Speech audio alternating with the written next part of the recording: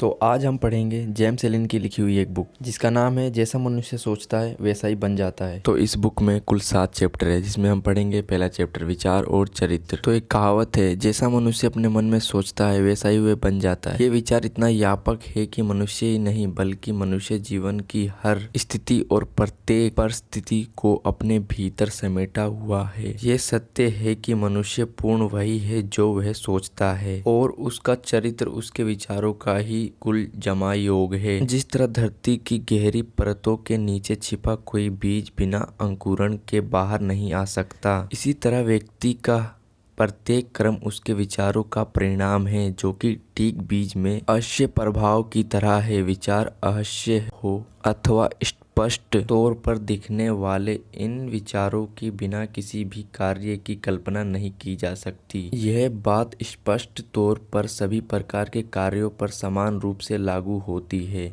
चाहे उन्हें कितना ही त्वरित, अप्रत्याशित या बिना सोचे हुए किया हुआ अथवा सूझबूझ के किया हुआ माना जाए। कर्म विचारों से ही शोषित व पल्लवित होता है। सुख और दुख इसके फल हैं। व्यक्ति बाग के एक माली की तरह है जो अपनी बगिया में मीठे और कड़वे फल खुद लगाता है। मन में उपजे विचार ने ही हमारा निर्माण किया है। हम आज जो कुछ भी हैं इन्हीं विचारों का परिणाम है। अगर व्यक्ति के मन में गलत विचार पल्लवित है तो दुख उसके पीछे वैसे ही चलेगा जैसे बैल के पीछे पहिए आते हैं। मनुष्य ही स्वयं को मिटाता और बनाता है। निश्चित जानिए, यदि किसी मनुष्य के विचार पवित्र और उसमें सहन शक्ति है तो यकीन सुख उसके पीछे पीछे ठीक वैसे ही चलते हुए आएगा जैसे उसकी परछाई। मनुष्य जीवन नैसर्गिक नियमों के अनुसार विकास करता है, न कि किसी वास्तुकार की वास्तुकला की तरह। विचारों के भीतर ही कारण व परिणाम छिपे हुए हैं। ये विचार के संसार में भी उतने ही स्थिर, सटीक और अपरिवर्तित है जितने कि इस प्रत्यक्ष भौतिक संसार में। एक महान व्यक्तित्व और देवतुल्य चरित्र का निर्माण संयोग से अथवा भाग्य से नहीं होता, बल्कि यह लंबे समय तक सही दिशा में नियंत्रण, उत्तम विचारों को दिए गए पोषण का परिणाम है। इसी तरह नीच तथा क्रूरित चरित्र का होना भी मस्तिष्क में नियंत्रण, घृणित और दुष्ट विचारों स्थान देने का परिणाम है। मनुष्य ही स्वयं को बनाता या मिटाता है। विचारों के कारखाने में वह ऐसे हथियार बना सकता है जो उसे नष्ट कर दे, या ऐसे औजार बना सकता है जिनसे वह अपने रहने के लिए स्वर्ग जैसा आनंदनायक और शांतिपूर्ण महल निर्मित कर ले। और अपनी हर परिस्थितियों, माहौल और भाग्य का निर्माता स्वयं ही है। मनुष्य यदि सही विचार चुनता है और उन्हें सही तरीके से क्रियान्वित करता है तो मनुष्य देवताओं जैसा पूर्ण को प्राप्त कर सकता है। ठीक इसके विपरीत यदि मनुष्य गलत विचार चुनता है और गलत तरीके से उनका प्रयोग करता है तो वह पशुओं के स्तर से भी नीचे गिर सकता है।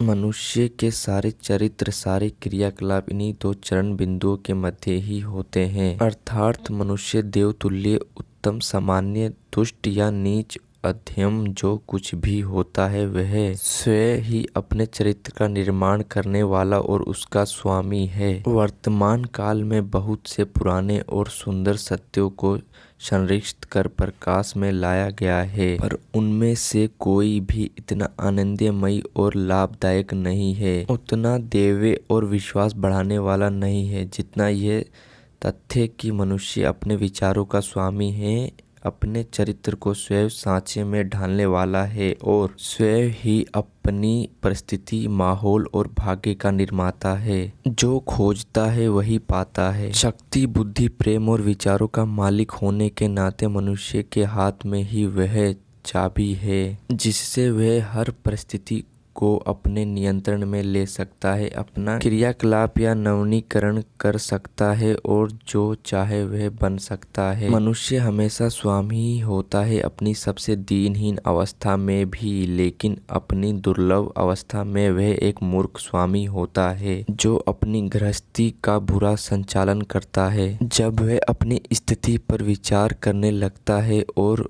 उन नियमों की तलाश में, ऐसा मनुष्य जागृत और चैतन्य स्वामी होता है और ऐसा वे आंतरिक चेतना से आत्म विश्लेषण और अनुभव के आधार पर कर सकता है। विचारों के नियमों को खोजकर बहुत खोजने और खुदाई करने के बाद ही खानों में से सोना और हीरे प्राप्त किए जा सकते हैं। मनुष्य भी अगर अपनी आत्मा में गहराई तक उतरे तो अपने से जुड़े हर सत्य को पा सकता है। वह जान सकता है कि उसी ने अपने चरित्र का निर्माण किया है, अपने जीवन को इस सांचे में ढाला है, अपनी नियमित को गाढ़ा है। इस तरह यह सिद्ध कर सकता है कि विचारों पर नज़र रखने, उन पर नियंत्रण रखने और उन्हें बदलने से उस पर, उसके जीवन पर, दूसरों के जीवन पर कितना प्रभाव होता है और कर्म और परिणाम को धैर्य, अभ्यास, गहन विश्लेषण और अपने हर अनुभव को प्रत्येक करके आत्मज्ञान प्राप्त किया जा सकता है, जो है समझ, बूझ, बुद्धिमानी और शक्ति। यह एक सशक्त नियम है। धैर्य, अभ्यास और अटल संकल्प से ही मनुष्य ज्ञान के मंदिर में प्रवेश पा सकता है। जो ढूंढता है वही पाता है, द्वार खटखटाता है उसके लिए ही दरवाजे खुल जाते हैं। तो यहाँ पर अपना विचार और चरित्र पहला चैप्टर खत्म हुआ।